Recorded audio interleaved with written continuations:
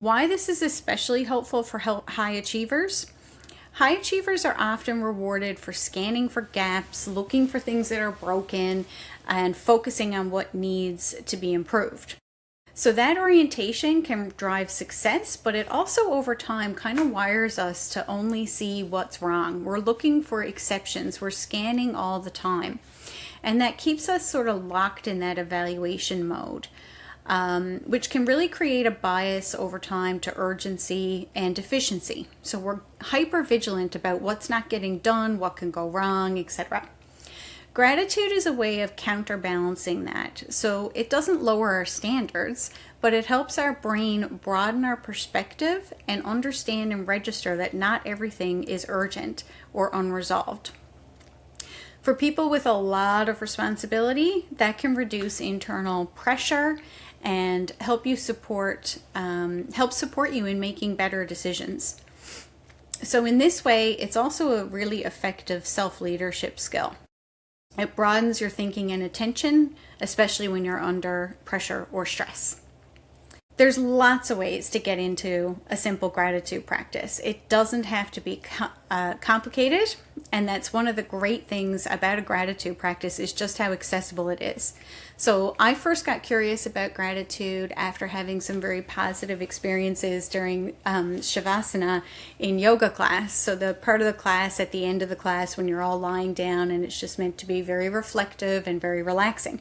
And a number of times when the instructor sort of evoked or encouraged us to do some self-reflection that focused around things that we were grateful for in that moment, I really felt a little shift, and I really enjoyed those guided, I guess it's a guided meditation of sorts.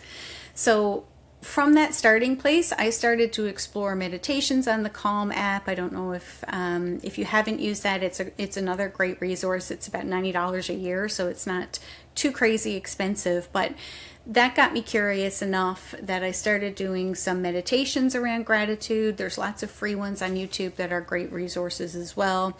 And I sort of slowly built up a regular gratitude practice from there. But starting it can be as simple as creating a note in your phone so that you know, on your way to bed, you just jot down a quick note to yourself, one bullet point of something that was positive or beautiful or you know, something that made you feel joy throughout the course of your day. If you like putting pen to paper like I do, you can do the same thing in a notebook. That's kind of the gratitude journal concept. You know, looking around for 3 things that you're grateful for at the end of a day, or, you know, 5 things at the end of your week, or whatever works for you. It's important, I think, to be very specific about what you're grateful for. So yes, you are likely grateful for your family, but you will notice a different response and a sort of warmer and more deep response when you pick something really specific, like I'm really grateful for the way that, you know, my daughter cuddled into me tonight while we were watching TV and let me just stroke her hair for a while, and it just felt amazing. So being as specific as possible can make the practice a little more deep. You can set an alarm on your phone and just, you know, a couple times a day have it set for every 6 hours, and twice a day you pause and you just take a moment to notice or appreciate something good that's happened at that point in your day since the last time that your alarm went off. So there's lots of little ways that you can build gratitude into your day, or build a simple gratitude practice into your day. The goal isn't to feel better instantly, although you might find that you do. It's more about starting to create a pattern of intentionally noticing the positive, supportive, or pleasant moments that happen throughout your day, especially for those of us whose brain has literally, through our training and education and work experience, been trained to spot exceptions.